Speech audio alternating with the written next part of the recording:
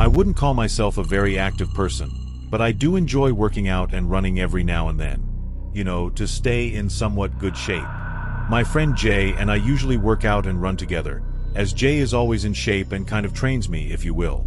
Jay and I would often run late at night in my neighborhood since most of it is well lit and I live in a decent area. However, we stopped running in my neighborhood 2 months ago after this happened.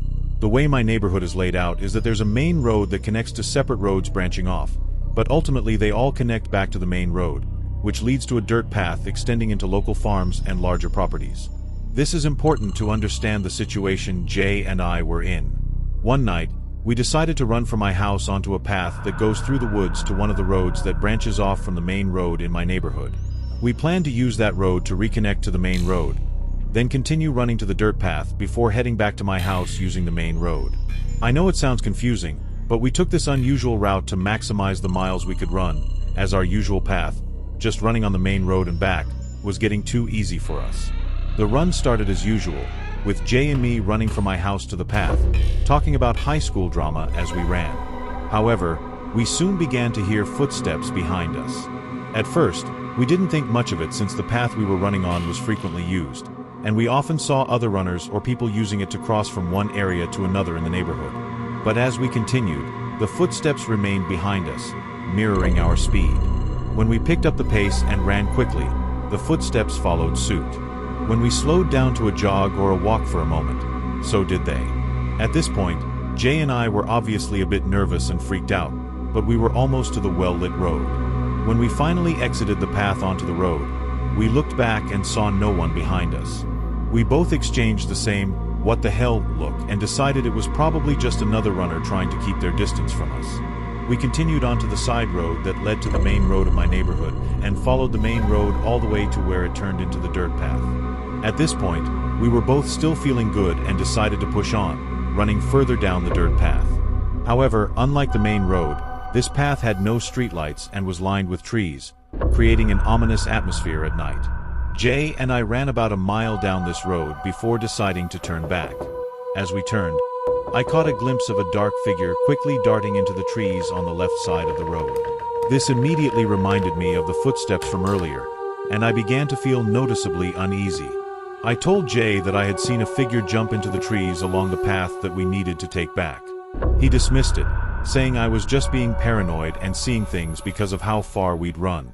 I almost believed him and started doubting myself, so we began making our way back to my house. We ran past the spot where I had seen the figure with no issues, but just as we were about to reach the main road again, we heard rustling about 20 feet behind us in the trees. We turned around and saw a figure standing in the middle of the dirt road. The figure was facing away from us and was dressed in a black hoodie along with very ripped and dirty khaki pants and black shoes. At this moment, I was more scared than I had ever been in my life. It felt like my heart was going to fly out of my chest. It was beating that hard. Jay looked at me, then back at the figure and said, "What the hell are you doing?" But stopped mid-sentence when we both heard the person start laughing. It was an awful, cackling, cringe-inducing laugh. Then, as we stood frozen, the person turned to look at us, still laughing, before suddenly stopping. Now he just stared at us with a glare that still haunts me to this day. His wide eyes and pale face burned into my memory. Jay and I exchanged one last look before running faster than we had ever run in our lives, sprinting the entire 2 miles back to my house. As we ran, we heard that terrible laugh again behind us, which only made us run faster. When we finally got back to my house, I threw up, then rushed inside through the back door, locking every entrance and shutting my garage doors. We sat there panting, still processing what had just happened, and swore never to run in my neighborhood at night again. If you're a night runner, always stay in well-lit areas and bring a friend just to be safe.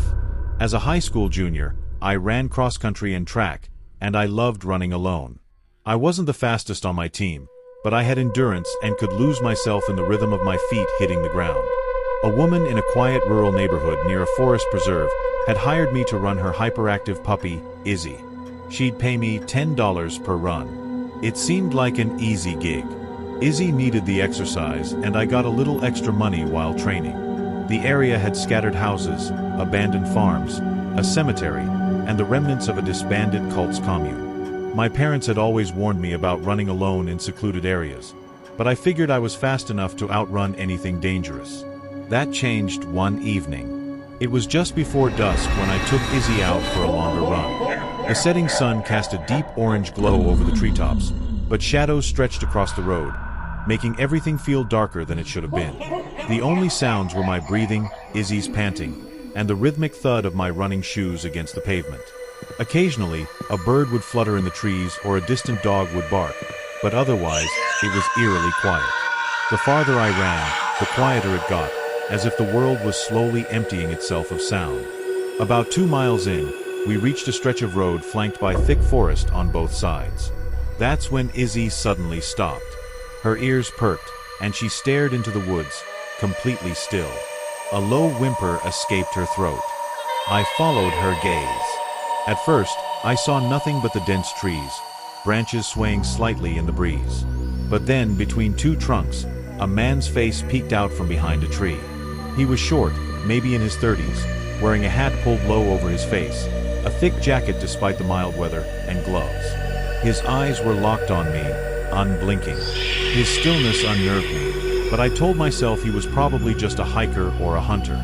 Still, something about the way he stood, like half-hidden, watching silently, sent a chill down my spine. His presence felt off, like he wasn't just some guy passing through, but something wrong, something that shouldn't have been there at all. I gave him a polite nod, trying to appear unfazed, and I started to jog again. My heart was beating a little faster now, and not from the run. A few steps later, Izzy stopped again, her body rigid, tail between her legs. My stomach dropped as I turned back. The man had moved closer. He wasn't behind the tree anymore. He was standing right at the tree line, just feet from the road, still staring. His head was tilted slightly now, as if studying me. A sickening realization crept in. He wanted me to know he had moved. He wanted me to notice. I felt something cold slip down my spine. My body was instinctively preparing to run, but I forced myself to stay calm. Maybe he was just some weirdo trying to mess with me. Maybe if I ignored him, he'd get bored. I kept running, trying to stay composed, glancing over my shoulder every few steps. At first, I thought he was gone. The woods looked empty again, but then, just as I turned forward, I caught movement in my peripheral vision. I turned back and he was sprinting toward me. He had a butcher cleaver. A choked scream got caught in my throat as pure, unfiltered terror exploded through my body. I didn't think. I just ran. Adrenaline shot through me like electricity, and I pushed myself harder than I ever had in a race. My breath came in ragged gasps, Izzy struggling to keep up, her leash jerking in my grip as we tore down the road. I had never known fear like this before. A kind of fear that exists deep in the bones. A kind that tells you you're going to die if you slow down. I glanced back only once. He was still chasing me. His face was twisted in pure rage, his mouth slightly open as if growling. The gleam of the blade caught the last rays of sunlight. He wasn't just running. He was running erratically, his arms flailing in unnatural motions, his legs moving almost too fast, like something that wasn't used to running at all. That's when I realized he wasn't breathing. I could hear my own frantic gasps. I could hear Izzy panting. I could even hear the distant rustling of the trees. But not him. His footsteps thundered behind me, his pace matching mine. There was no sound of breath, just that awful silence beneath the pounding of his boots.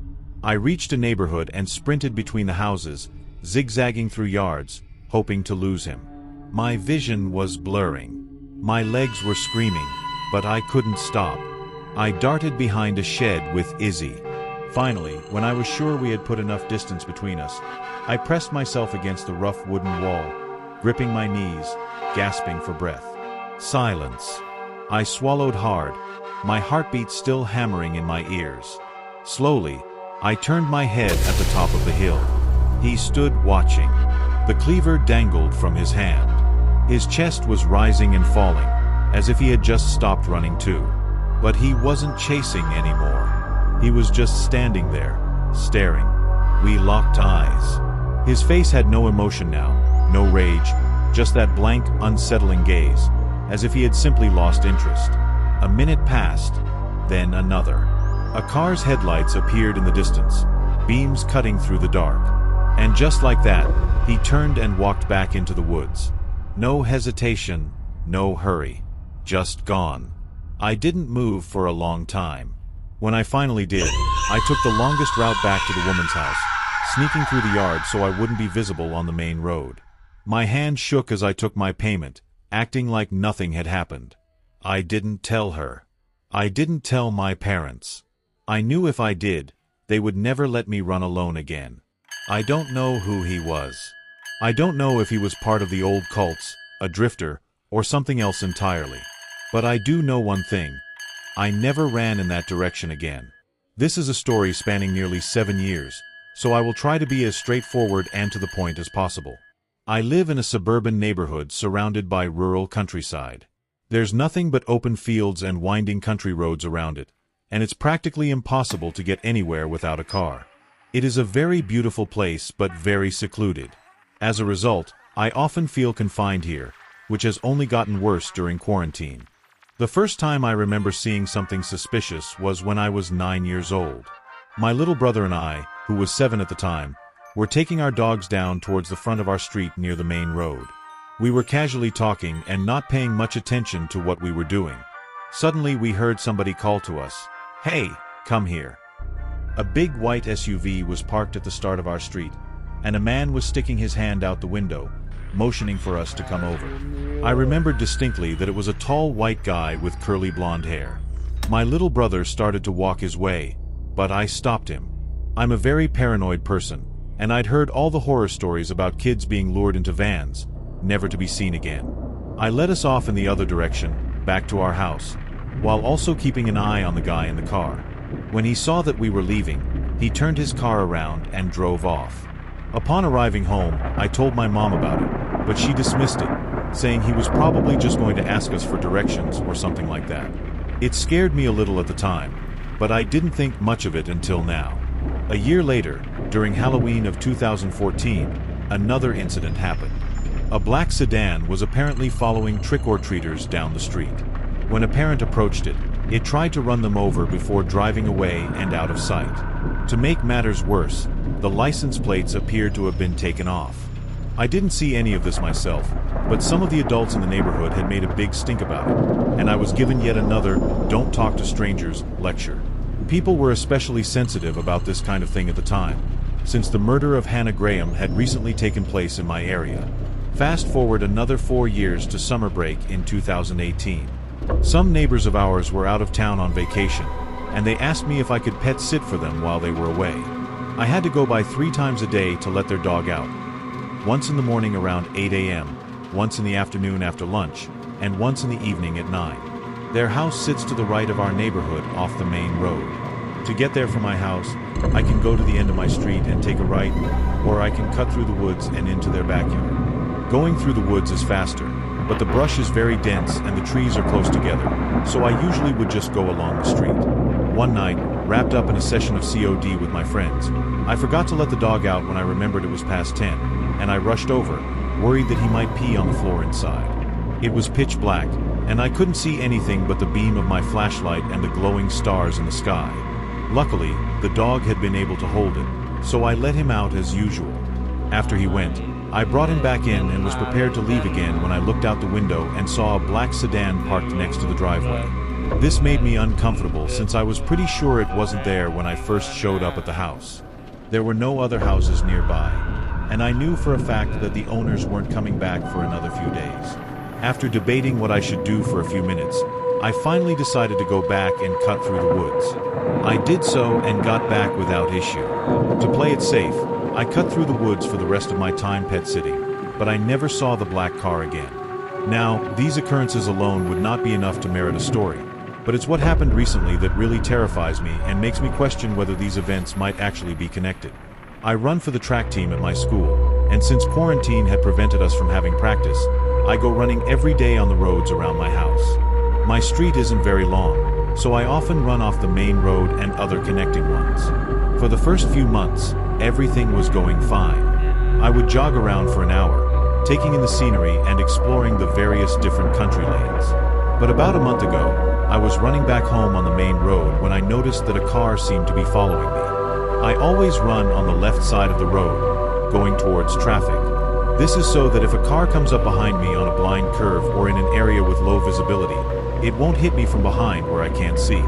The car, coincidentally a large white SUV, was on the other side of the road, going about the same speed I was jogging. This was especially odd because there aren't many cars on that road, and you can go much faster than on a busy one. Unsure of its intentions, I turned down a small side street with a cul-de-sac at the end. It didn't follow, so I ran down to the circle and went back home. However, the next day it followed me again. This time I saw it sitting at the start of a driveway and it pulled out after me once I passed it. Like the day before, it followed me for about a mile before I turned down the same street, where it promptly drove off. This continued every day for a 10-day period. At first, I thought that it might be going somewhere on a schedule that just happened to coincide with my runs. To test this theory, I decided to run an hour later than I usually did. The first day I tried this, it wasn't there. The next day, though, I was disturbed to see that it was once again following right behind me. This definitely unnerved me, but I was hesitant to tell my parents because I was worried they'd forbid me from running. Furthermore, it hadn't attempted to do anything yet, so I decided I could put up with it as long as I was careful and watched it closely. On the 11th day of being followed, I turned down the side street to see a black sedan sitting at the end. At first, I thought nothing of it.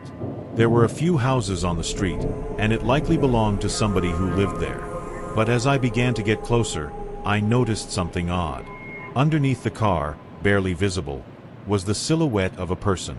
They barely fit and were huddled on the far side to avoid being seen. I immediately got chills and ran off in the other direction, looking over my shoulder to make sure they stayed put. To make matters worse, I saw that white SUV, which usually drove away, was sitting at the top of the street, penning me in. I was feeling panicky now and decided that I preferred the evil I knew to the one that I didn't. So I picked up the pace and tried to sprint by the SUV. When I was within a few feet of it, a man jumped out and ran after me. I easily outpaced him, and thank God that my months of training had paid off. When it became clear he couldn't catch me, he yelled at me to come back and said he just wanted to talk. I responded with 2 fingers if you catch my drift, and I sprinted the remaining mile back to my house. I finally broke down and told my mom, who got me on the phone with the police. Sadly though, since I didn't get a license plate, there wasn't much they could do. They promised that they would look into it, but as far as I can tell, nothing has been done. These experiences have haunted me for the past couple of weeks, and with all my spare time, I've had a lot of time to contemplate the situation. After connecting the dots, it's clear to me that these men have been trying for multiple years to kidnap a child from our street. There are quite a lot of children in my neighborhood, which explains why they frequent it so often. It worries me that somebody less cautious than myself might find themselves in a similar situation and fall prey to these predators. I still have nightmares about the man who chased me down the street. He was very tall with blonde curls, the same man who tried to abduct me when I was 9 years old.